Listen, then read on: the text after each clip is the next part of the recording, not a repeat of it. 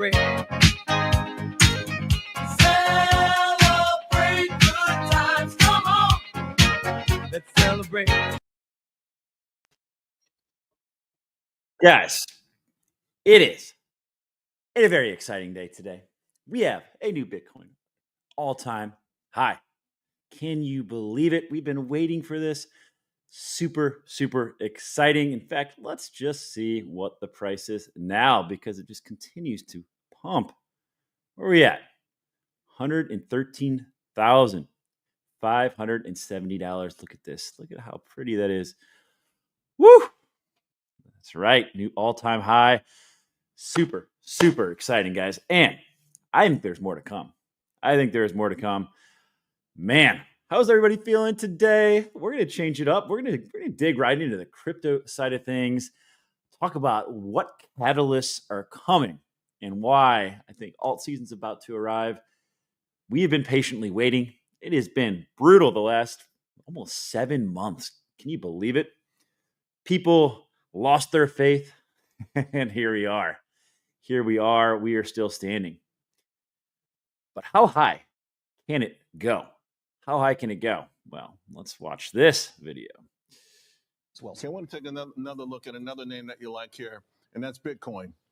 Now, if I read the notes properly, did you say 140,000 for Bitcoin is possible from here? It's very possible with Really? upside from there. And I don't want to oversell it. And look, I'll leave the story to the pump, but I focus on the charts. And this chart is coiled like a spring here. Now, keep in mind, as many of these momentum stocks have surged off the bottom, Bitcoin's been doing yeoman's work of consolidating within this well-defined trading channel. But it is coiled, as I said, to break out and play catch up to names like Coinbase, names like Robinhood that are already back at the high. So a breakout above 110, which is last resistance, projects measured upside to 140 with upside from there to 170. Well, so I want to take 170. Guys, we are just getting started. And let's be real, 170, that's great in the short term, but longer term, y'all, I think we're gonna have some fireworks. 140K definitely possible. 100%. We've been covering all of the news. Y'all, another announcement today. Check this out. Pull this up. I feel like these are happening every single day. This is a stock that's traded on the NASDAQ. They're now financing for $1 billion worth of Bitcoin. They had already announced 500 million, and now they added another 500 million. These announcements are coming out daily. It is absurd. It's absurd. I think the consolidation, what did he say? It's a coil that is getting ready to launch. Absolutely launch. Super exciting. This came out today. Wall Street, this Forbes article, talking about how Wall Street quietly braced for crypto floodgates to open as Bitcoin suddenly tops new all-time high. Goes on to say that the prices surged over the last year, climbing thanks to a perfect storm of President Trump's embrace of crypto and Wall Street piling into Bitcoin spot exchange-traded funds. Of course, the ETFs. Now it says, as traders eye trillions and trillions of dollars that some think could be about to flow into Bitcoin and crypto. A closely watched Wall Street analyst has predicted the floodgates are about to open. Okay, so what's he talking about there? Well, we've seen it with Bitcoin. We've seen the Ethereum ETF, which a lot of funds have been starting to funnel into. We talked about that a couple of days ago, how Ethereum, I think, is poised for a major breakout. It has been up. I think it was like 2,400 when we talked about it. It's been moving. But we are talking about the Solana and other altcoin ETFs, the spot ETFs in particular. But this fund, this SSK fund, essentially was able to launch a Solana ETF without going through all the full approval process.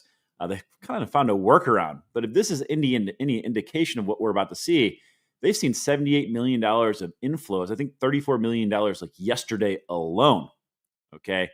It says that the SEC is reviewing updated filings for all the other spot ETFs for altcoins. And they are signaling a green light for spot Solana ETFs soon. Not just Solana though. But check this out. The SEC is basically, they changed their framework to streamline the approval process for these altcoin ETFs. It used to take up to 240 days. Now it's approximately 75 days. So they're getting ready. And they said that exchanges are reportedly preparing for an influx of new crypto ETFs, which could lead to an altcoin ETF summer. Guys, we've been talking about this for a while, and it is happening. It's happening. It's all seemingly coming together at the right time.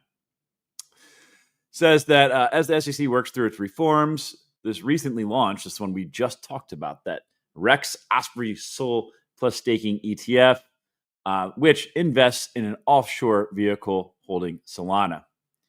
So essentially, they kind of front ran the other ETFs that are coming, but man, we are seeing the money flow in. And it says that by reducing the time frame, their SEC is demonstrating its commitment to fostering innovation while maintaining regulatory oversight. This balance is crucial for building investor confidence and the stability of financial markets. Guys, this is such huge news. And I think this article here does a really good job of summarizing everything. Will we see in the second half of 2025 a crypto ETF summer? Hell yeah. Hell yeah, I think we will. Said that what with altcoin ETFs for Solana, XRP, Doge, and others waiting, the number of crypto spot ETFs has surpassed 70 that have been submitted. And Trump's group is promoting a crypto blue chip portfolio. Okay. This is freaking wild. It goes on to say now, by the way, that the approval probabilities for a Litecoin, Solana, and XRP ETFs are at 95%, while Doge, HBAR, Cardano, Polkadot, Avalanche all have 90% probability. What do you think is going to happen here, y'all? All of a sudden, we're going to have, because this has been the big problem. We've seen Bitcoin run this whole market cycle. We have not seen the alts do what we were hoping. This is going to be a vehicle to bring in so much new capital. Add the stablecoin bills to that. They're going to have trillions of dollars of inflows. The money is about to start flowing. They cite three different reasons as to why we have these major catalysts. Number one, Trump's involvement. Okay, we have regulatory environment finally opening up after, let's be real, the last 4 years, the crypto industry had an onslaught of headwinds from a regulatory standpoint. I mean, they basically tried to shut crypto down. Now we've moved in the complete opposite direction. The other thing they mentioned is what we just talked about, how they have universal listing standards now, and they are accelerating the approval times, okay, from that 200 to 75 days.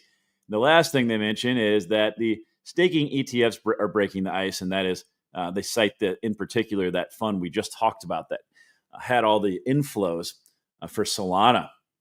So pretty incredible stuff there. Now, there are predictions that Solana is going to hit $300.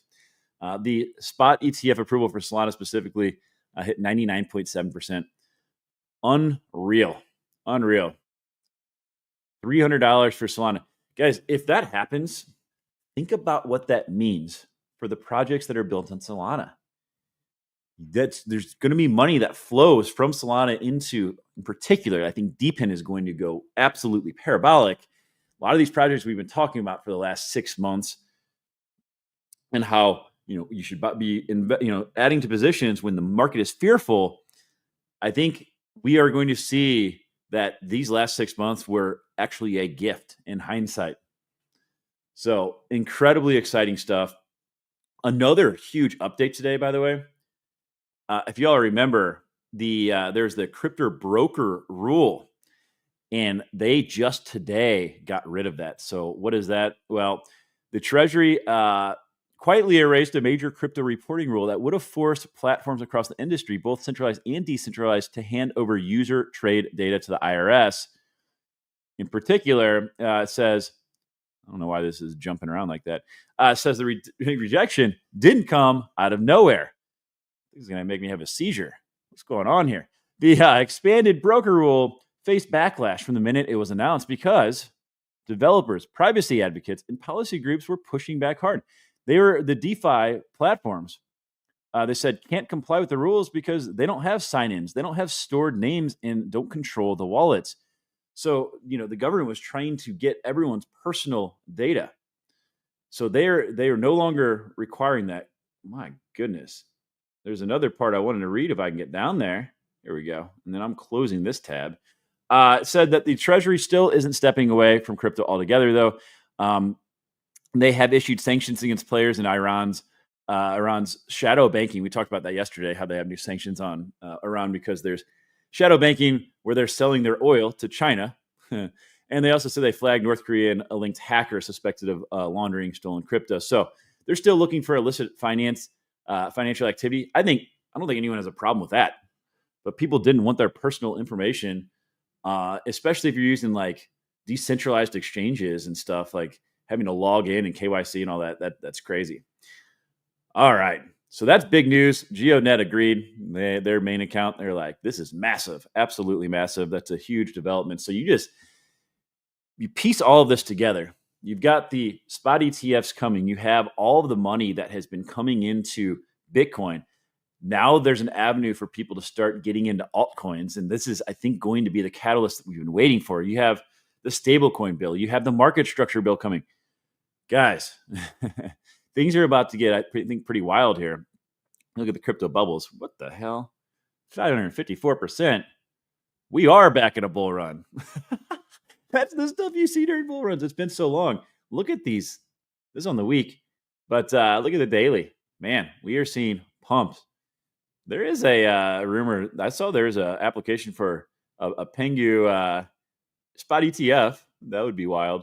And even on the hour, we are seeing moves. It is green. It is lovely. But this is what we need to be paying attention to. Of course, it's the Bitcoin dominance. It had been coming back down a little bit, but looks like it did tick back up with Bitcoin getting back up to its new all-time high, still sitting up over $113,000, guys. If we look at the charts for total two, so this is crypto market cap excluding Bitcoin, so all alts, including Ethereum, this does look like we are moving in the right direction. You can also look at the other, and that actually excludes the top 10 in market cap. So a little bit more micro cap, smaller cap altcoins. This seems to be moving in the right direction too, guys. I think things are happening. I mean, it's super exciting. If we look at DePIN in particular, we are seeing some nice movement here, 6% on the day. Market cap approaching 30 billion again. The thing I'll be paying close attention to, of course, though, is this fear and greed index. This thing has been really, really accurate in predicting market tops. In particular, in this market cycle, anytime we've gotten above 90, saw this back in November.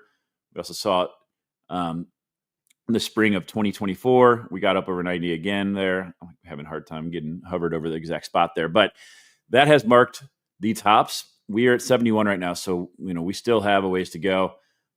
Plenty of movement ahead of us. So that is super exciting. The other thing I want to point out, guys, is there's a lot of money on the sideline. There's $7.4 trillion sitting in money market funds. So you have to think, as the Fed starts to lower rates and people start looking to get more risk on, and also they're going to start, as rates come down, they're going to have to move their money if they want to get that type of return. $7.4 trillion sitting on the sidelines.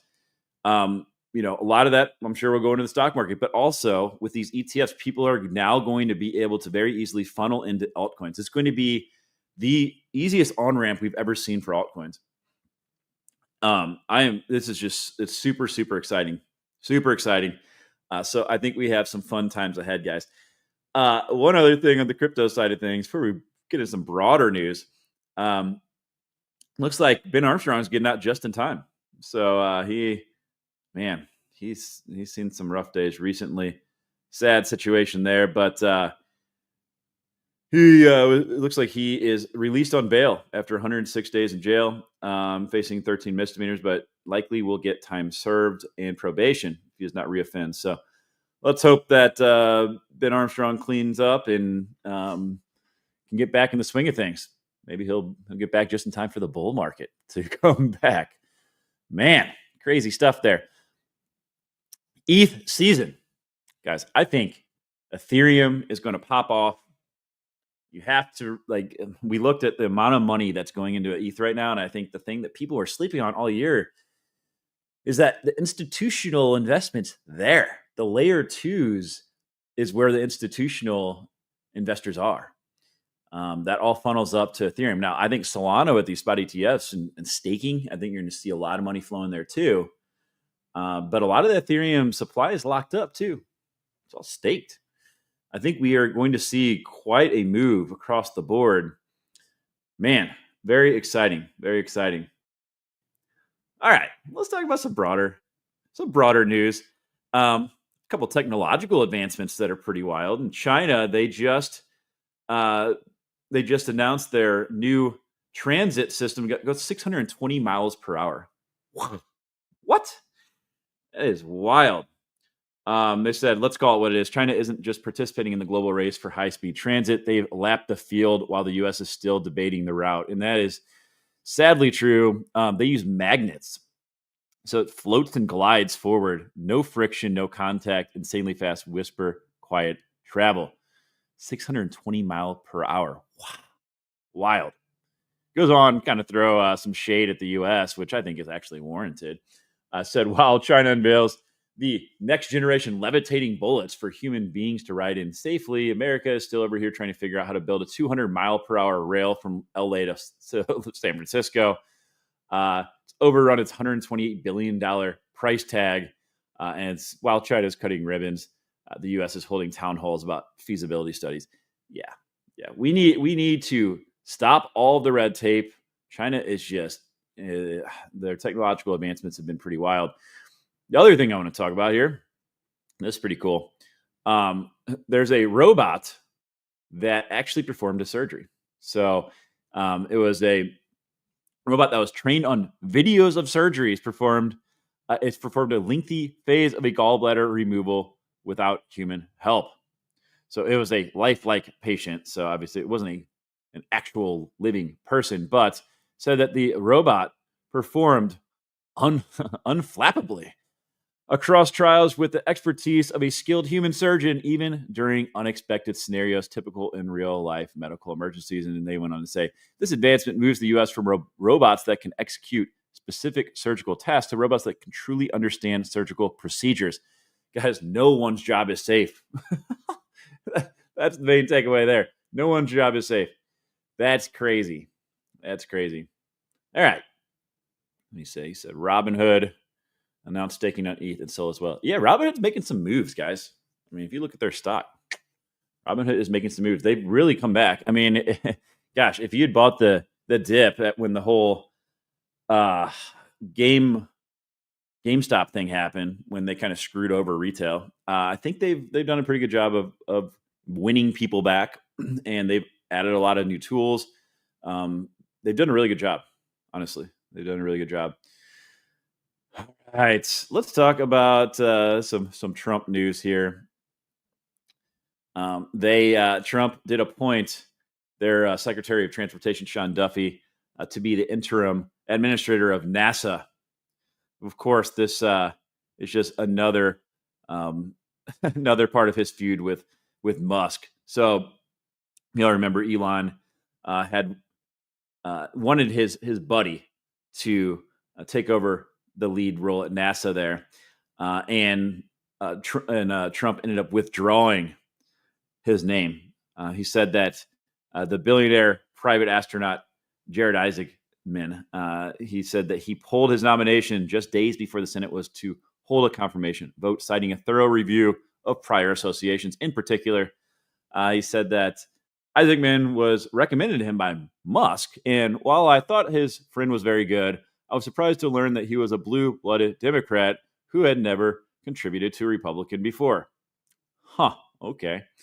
So I guess that means he's not qualified. I don't know. Weird stuff there. Anyway, let's talk about some tariffs. This is absolutely, I don't understand this move, but Trump announced a 50% tariff on copper. We covered this yesterday. There's some rumblings about it, but effective August 1st. Okay, like I get it. It's very important. But to put a 50% tariff on something and be like, oh, by the way, in 3 weeks, it's effective 50%. It's like, what? I actually commented on it down here. I said, nice, 3 weeks should be enough time to ramp up all the domestic copper production we need. Cool. Yeah, I don't understand this. I don't understand this move. I get it in like the longer term, but I just don't get the time frame. But anyway, we'll see. We'll see what happens on August 1st. I mean, how many of these can go into effect or not. Brazil, we announced 50% tariff on them. They have not taken too kindly to that. Apparently, they're planning on reciprocating.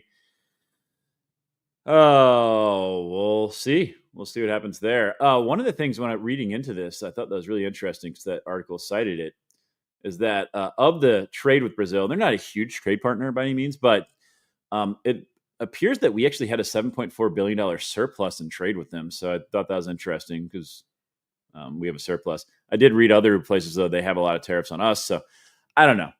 Man. But 50% is the highest of all the countries, and Brazil is certainly not happy. Yo, happy Bitcoin all-time high. Yes. You missed the intro, man. You missed the intro. Here we go. Good times, come on. Celebrate. Let's celebrate, guys. It's a very exciting day. Very exciting day. All right.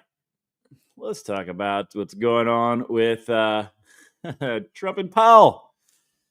Man, this is like so crazy. So crazy. He said that too late demeans the great credit of the USA. We are now, again, the number one credit in the world. Gigantic comeback. The dollar has been losing strength, but let's be real. Every country's been printing the shit out of their fiat. So we're not alone there. The Fed should be reflective of this. He goes on to say we should be at the top of the list. Lower the rates. Yesterday, he demanded 3% rate cut, citing the fact that the interest payments are going to be really high on the debt we're refinancing. That is true. That is true. On one end, we have Goldman Sachs that's saying that they predict a September rate cut. We've been talking about that a lot. Apparently, J.P. Morgan, Jamie Dimon came out and said he thinks that rates are going to go up. So people seem to still be split on what's going to happen. But if we look at the likelihood, we have seen a little bit of a shift today from yesterday, but still 54% chance of a rate cut in September. July, not so much. I don't think we're going to see it in July. 5% chance. I think that's maybe a little bit higher than it was yesterday, but very low chance. September is looking likely. What does October look like? I don't think I've looked at October. 59% chance. This is what we saw last year, guys. We saw September, October, December, a full percentage cut. Will we see it again? And does Trump have a case here? Really? I mean, he went on to tweet this. Tech stocks, industrial stocks, the NASDAQ hit all-time highs. Goes on to talk about crypto through the roof. Hell yeah. Hey, pump our altcoins, bro. Talk about alt season, Trump. NVIDIA is up 47% since Trump tariffs. USA is taking in hundreds of billions of dollars in tariffs. Country is now back. Great credit, blah, blah, blah. Cut rates, no inflation. All right, well, let's talk about NVIDIA for a second. NVIDIA. They announced today that they are going to find a way to sell chips to China. NVIDIA, obviously a U.S. company. The U.S. puts really strict regulations on the chips they can export to China, mainly because of the AI race. We don't want them to have the high-end chips. And, last month, the CEO of NVIDIA came out and said, hey, we're not going to include the Chinese market in our revenue and profit forecast. Okay, he said maybe that will be a short-lived change. Man, hopefully people bought the dip. I did. I actually bought quite a bit of NVIDIA back when the big dip happened, when the tariff scare was in full effect. That has done quite well. Now, I will say, if you look back at that article, this company said that these restrictions would result in an $8 billion hit to its revenue in the second quarter. So that obviously did cause NVIDIA to drop, but it's safe to say it's recovered. Again, yesterday was the first company ever to hit $4 trillion. It did drop back below, but it is back at $4 trillion market cap. That is absolutely insane. Okay, that's all I have to say. That is absolutely insane. $4 trillion market cap. Look at all these companies. Look at all these $1 trillion companies. It's amazing what happens when every country prints a shit ton of money. Isn't that crazy? Isn't that crazy? Flywheels in the Helium Mobile Working Group. Hell yeah, man. I covered Helium recently. I put a video out. They actually, their main account retweeted it. It's pretty cool. Helium, we'll pull up Helium in a second here. How about that? What about inflation? Well, let's look at trueflation. So, guys, CPI is what the government uses. It tends to lag, and they use a lot of survey data, for CPI. It's a broken metric. Let's be real. They've changed the calculation several times to make inflation look better than it really is. But trueflation, again, the government doesn't use this, but a lot of people feel this is a more accurate depiction of inflation. It's more real time. They use a lot more metrics in real time metrics. And it's sitting at 1.68%. Of course, the Fed's rate, the goal is 2%. So according to trueflation, if in a lot of times it does lead us where CPI ends up going, we should be at a point where Jerome Powell should start cutting rates. Okay. Of course, the big question everyone keeps asking is like, is a tariff going to cause inflation? I don't know. The other thing though is like, what's the state of the economy? Well, this guy was talking about how he's pretty well connected. I follow his account. He got off the CEO of one of the largest mortgage lenders. He said that mortgage delinquencies are up 200% in the last 6 months. People are like, the market is not the economy. And we need to remember that. While the market's hitting all-time highs, the top 10% owns like 88% of stock. The bottom 50% owns really no investment. A lot of people are in really tough spots right now, and we are seeing things are breaking. Things are certainly breaking. The mortgage industry being one. We've talked a lot about that recently. The job industry being another, and I highly recommend following this chick. She's very well informed in the job market, and she's talking about how there's a lot fewer white collar knowledge worker type jobs available, and that's true. The job market has been held up by the gig economy. People working Uber and Lyft jobs, and picking up multiple part-time jobs. The white collar jobs are disappearing. And there's a lot of people that are not in great spots right now. They're talking about how the type of worker that's looking this year is very different, much more educated than last. So there is definitely the job market's changing, guys, for sure. And I've talked a lot about the layoffs we're seeing in thousands, for some of these bigger companies. The other thing I want to bring up again, haven't brought up in a little while now, is the student loan situation now that people are having to start paying back their student loans. Says 27% of U.S. student loan borrowers and households with an annual income of less than $50,000 are behind on payments. Goes through the different metrics, but it said overall, a record 45 million people now hold a federal student loan. The total balance is $1.8 trillion, and among those required to make payments, 24% are delinquent. A fourth of the people are delinquent on their student loan payments. That's not good. And this all ends up funneling down to the overall market. We cover this stuff because, maybe the stock market's held by, the 88% is held by, top 10%. But guys, as the economy breaks, as consumer sentiment and spending drops out, it finds its way to the markets. Okay, the underlying fundamentals of these companies start to really get hit. So aside from it being horrible that people are in this situation, it's not good. Looking further out in the markets, things aren't as good as they seem if you just look at the stock market. Okay, so that's why for me, looking at the moves we're seeing in the crypto markets, Bitcoin hit a new all-time high. Super exciting stuff. I think alts are about to start running, but I think we also need to be cautious.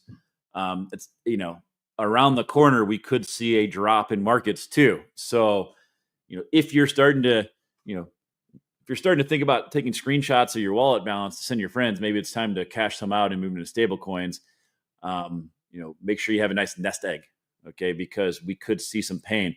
Also, when there's pain in the markets, it's a good time to get positions and accumulate. You got to have powder on the sideline to do it, though. Okay.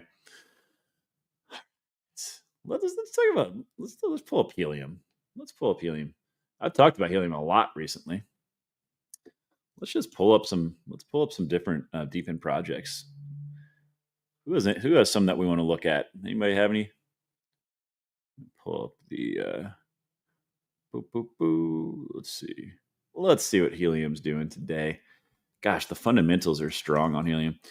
Continue to get stronger. We're at 253. I know, it's like crazy. Remember 4 years ago, I know Flywheel remembers when we got to like $59. Him and I were talking about it when it happened. We're like, man, it's going to keep going forever. That bear market hit quick and hard. Thanks, Sam Bankman-Fried.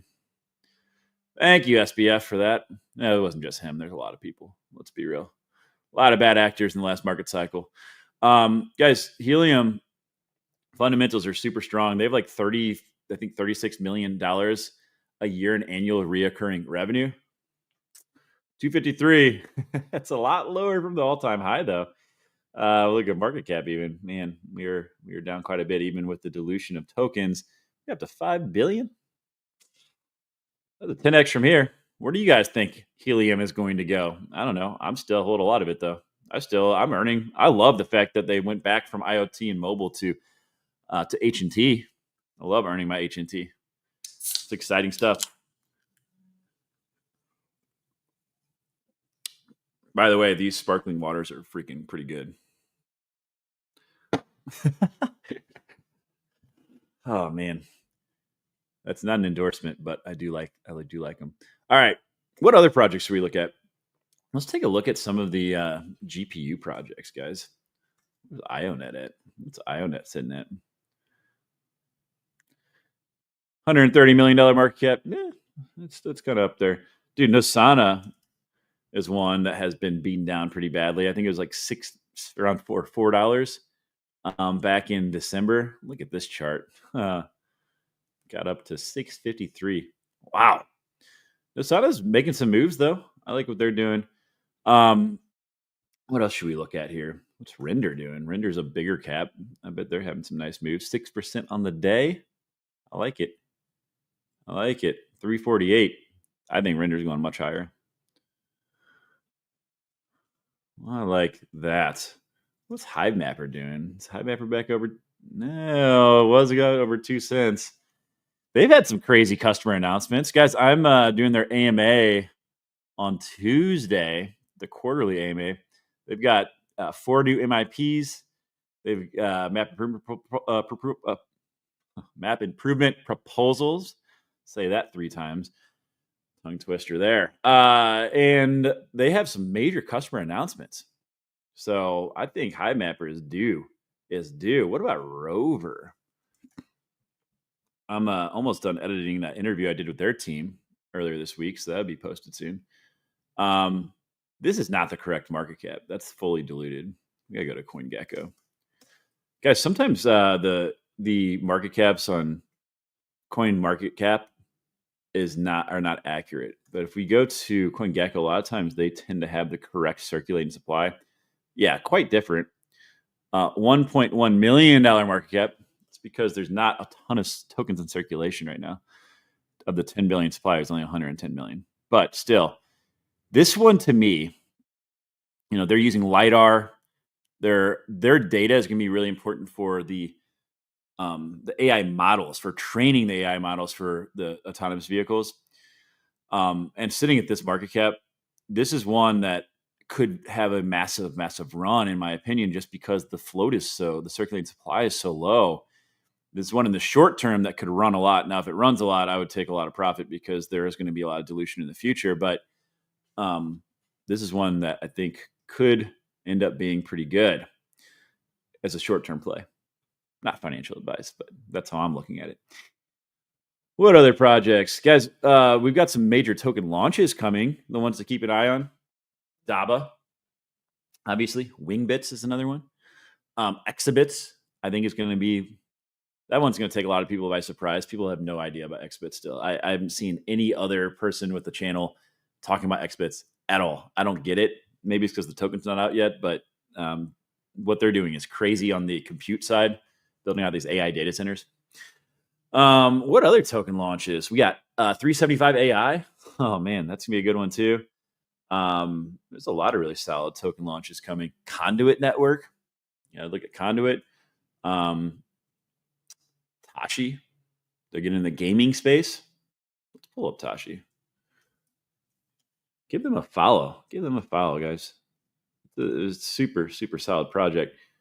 And the leadership is so important. And they have there we go.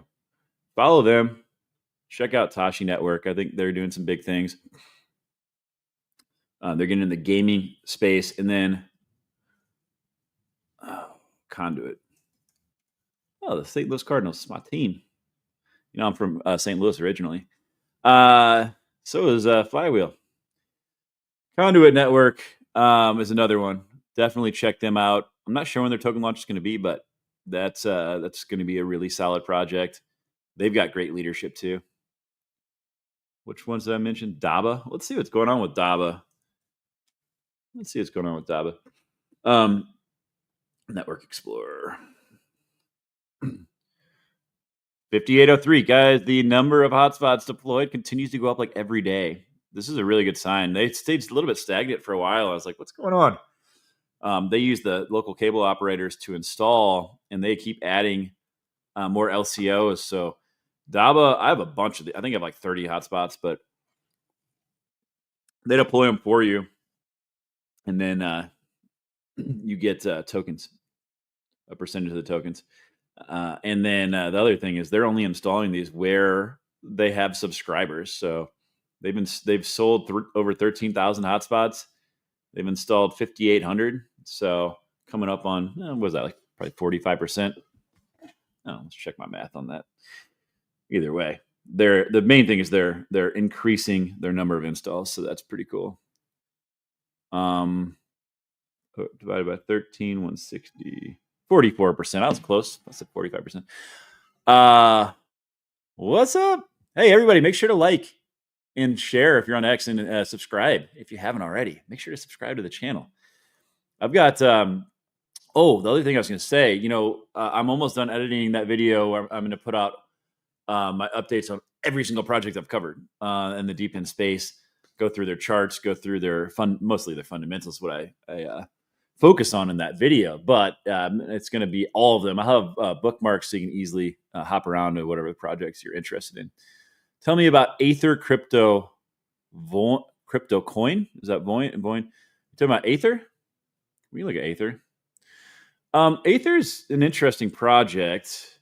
They're in the GPU space as well. Their market cap's kind of higher though, right? So like 278 million. The one thing I'll say though is like, let's pull up their website here. They claim their revenue claims like $110 million a year or something like that. It's something crazy. Where's their Explorer? It might be on their Explorer. Where is it? It's been a little while. Oh, GPU dashboard. It's probably on here. They claim, $140 million in reoccurring revenue. What? That's crazy. That's crazy. I don't know. I've talked to some people that are like, I don't know if that's like accurate or not, but still, like, that's freaking nuts. Look at the GPUs they claim to have. I have no reason to think that they don't. I mean, I know I say claim. I know some other people had voiced some concerns. 433,000 GPUs. A lot in Singapore, a lot in the US. I don't know. It's kind of crazy. There's one that could run 278 million though. I mean, for me, there's other GPU projects I'm more interested in. Not to say like I don't think it can do well, but so what do you think about the Bitcoin all-time high? Currently, it's on weekly trend line, which concerns me. Well, I'm personally not concerned. I'm not concerned about that. Like Bitcoin, I think is going to continue to rip, in my opinion. Just like looking at the fundamentals and the amount of buying that's taking place. Having trouble with my trading view here. I don't know, man. For me, And I'm not, I think the TA is really important. But right now I'm more concerned with the fundamentals and the buying and the fact that we've had so much consolidation. The only thing that concerns me really, why can't I share this? Oh, it's not letting me share this tab. The only thing that concerns me at all right now is the macro environment, the stuff that's going on, the uncertainty around the tariffs, the fact that like so much underlying stuff in the economy is breaking. It has been for a while though. I mean, that's the only thing that concerns me actually right now. I think Bitcoin can go much higher now that we've broken. I mean, think about how many times we tapped that all-time high and kept bouncing, and we finally broke it. He says your first time on the channel. Bro, we cover the macro news, we cover the global news, we cover broader crypto news, and then a lot of DePIN projects, because I think the DePIN sector is poised to really, I think, do really, really well. A lot of the projects that I cover, I interview a lot of founders of projects, do a lot of deep dives on projects, really focusing on the fundamentals more than anything. And we have a lot of fun. What other projects should we look at? I know Wingbits has been doing really well. I got to stop in like 4 minutes, though. I got another call to hop on. Any other projects you guys want me to pull up? I think.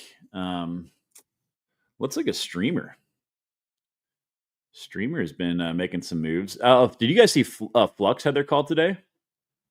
Flux is changing a lot of stuff. They're changing their block time. They're getting rid of mining pools. They're making a big push towards full decentralization, and they did their stream on Streamer TV. So that's pretty cool. Let's look at Streamer. Streamer sitting at it's up a little bit today on the daily, 7%. That's nice. 18.69 million, man. I've been covering this project a lot of these recently. There's been some really good buying opportunities, man. Sheesh. But Streamer has working products, great fundamentals. I think Streamer is going to bounce back pretty well. WeatherXM is another one. I don't know if you all have seen, but WeatherXM has been announcing a lot of targeted deployments in different countries, and currently sitting at $11 million market cap. That's just crazy.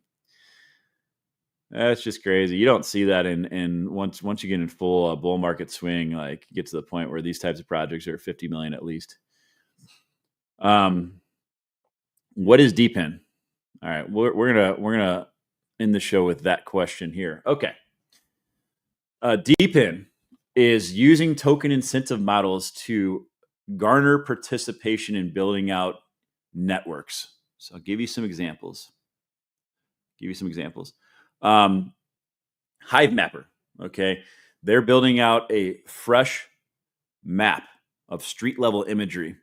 So you put a camera in your windshield to collect imagery, and people all over the world are doing this to create this map, get really fresh data. You get tokens for doing so. Okay. Another one, Silencio. Okay. Noise pollution data is really valuable. You can download an app on your phone for free and measure noise pollution when you're out in public. You get tokens for it. Helium is another example. Helium is you can basically set up mobile hotspots.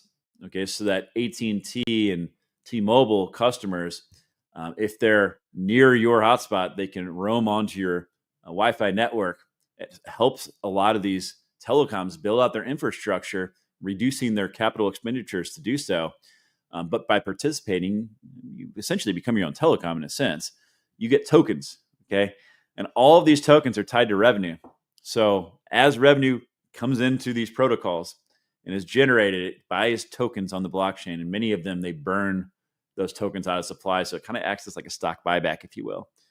So in other words, it's a way for these networks to scale really quickly, get participation, and they're doing it all with tokens on the blockchain. So you can participate and essentially get ownership in startups is the way I like to frame it.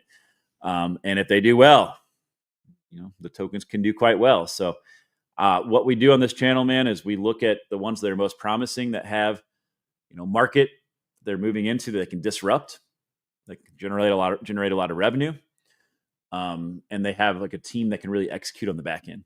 So that's what we look to identify every day, and I do these live streams almost every day. So, all right, guys, I appreciate you all. Have a fantastic Thursday, July 10th. History was made today. Bitcoin new all-time high. Things are lining up. The stars are aligning. Very exciting times ahead. Appreciate you all. Make sure to subscribe. Make sure to share. I will see you all on the next live stream. Peace.